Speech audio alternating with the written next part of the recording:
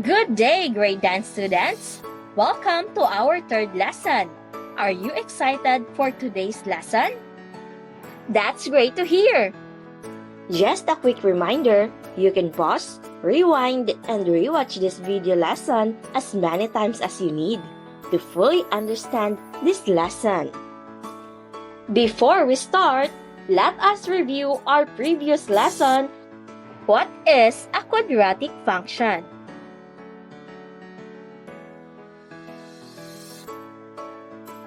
A second-degree function of the form f of x equals ax squared plus bx plus c, where a, b, and c are real numbers and a is not equal to 0.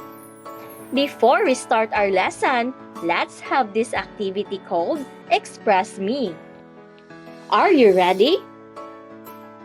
How can we express or show that a function is a quadratic function?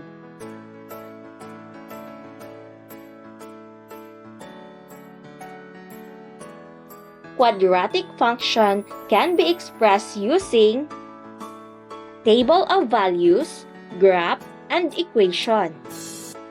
Very good, class! Here are some words that we will encounter in this lesson. Table of values. This is a graphic organizer or chart that helps you determine two or more points that can be used to create your graph. Rectangular coordinate system.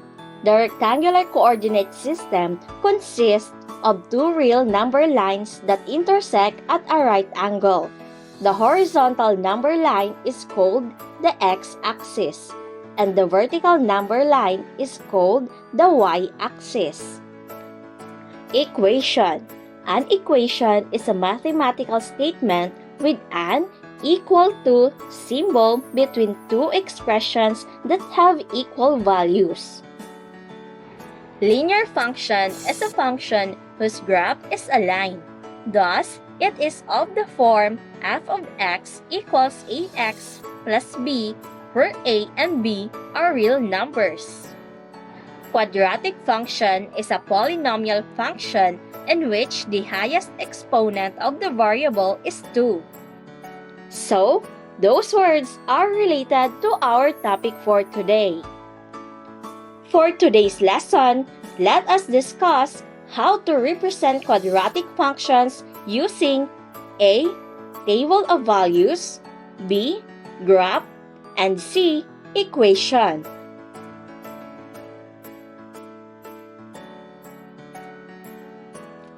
What can you say about the first difference in the independent variable x and the dependent variable y?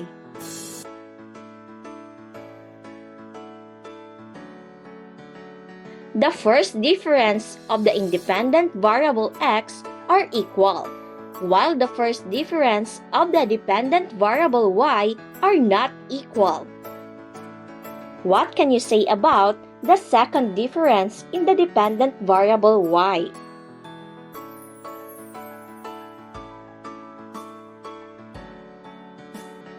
The second difference in the dependent variable y are equal.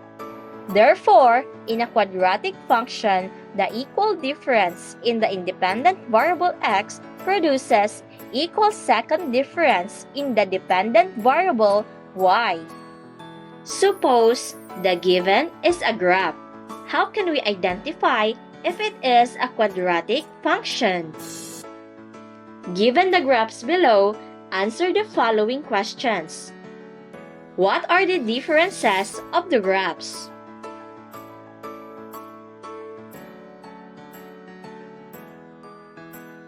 The graphs open upward or downward. Are the following graphs a function?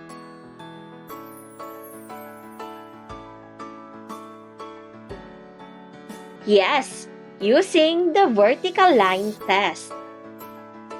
What can you say about the graph?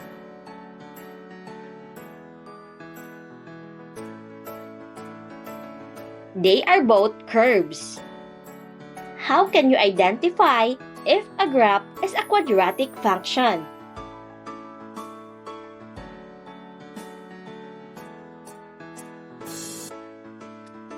if it is a curved shape and opens upward and downward. Very good! Therefore, the graph of a quadratic function is called a parabola. It is a curved shape opening up or down. When you have a quadratic function in the form y equals ax squared plus bx plus c, if a is greater than 0, the graph opens upward. If a is less than 0, the graph opens downward. How can we identify if the given equation is a quadratic function? Given the following equation, which of the given mathematical sentences are linear equations?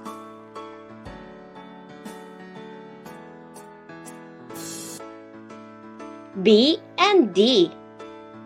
How do you describe a linear equations?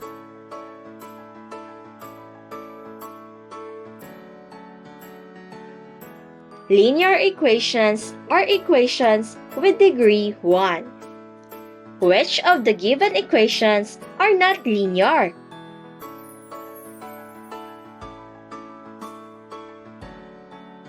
Letter A and C, because the degree of the equation is greater than 1. How are these equations different from those which are linear?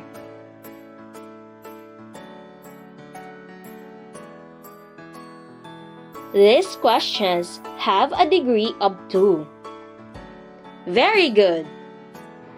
Therefore, the equation of a quadratic function is a polynomial function of second degree.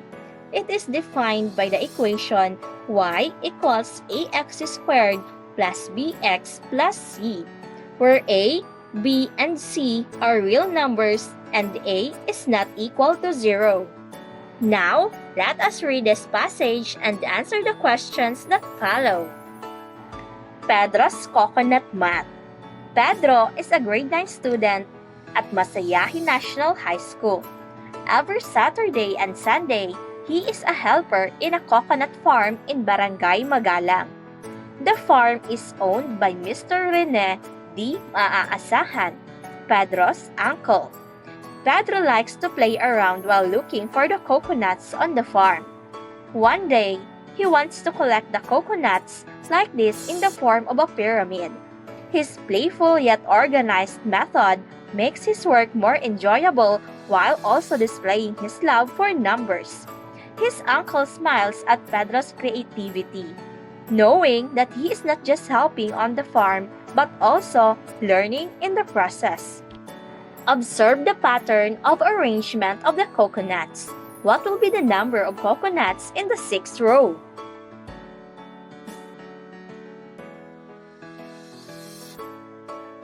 The answer is 36 coconuts.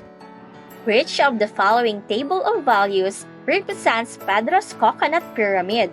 Does it represent a quadratic function?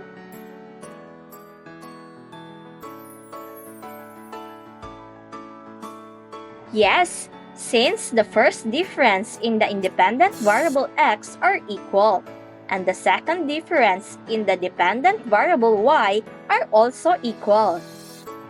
The equation formulated from the table of values is f of x equals x squared. What kind of equation is being represented and why?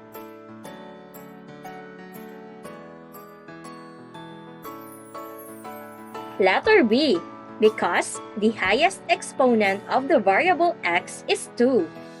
Which of the following represents the graph of f of x equals x squared, and why?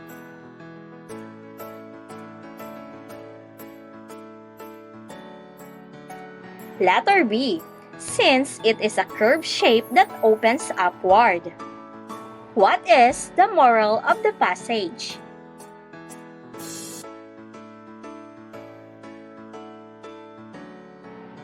Correct! Letter B. Learning is everywhere, and we can enjoy our work if we find ways to make it interesting.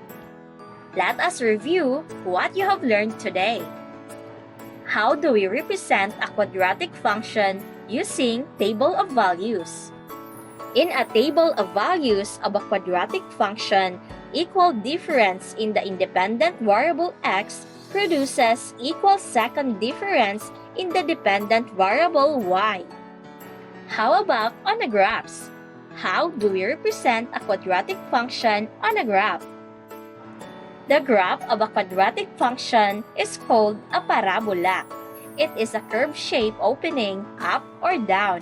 When you have a quadratic function in the form y equals ax squared plus bx plus c. If a is greater than 0, the graph opens upward. If a is less than 0, the graph opens downward. How about equation? How can we represent a quadratic function using an equation? The equation of a quadratic function is a polynomial function of second degree. It is defined by the equation y equals ax squared plus bx plus c, where a, b, and c are real numbers and a is not equal to 0. Very good, class! I think you are ready to answer our assignment. Read the passage and answer the questions that follow. Thank you!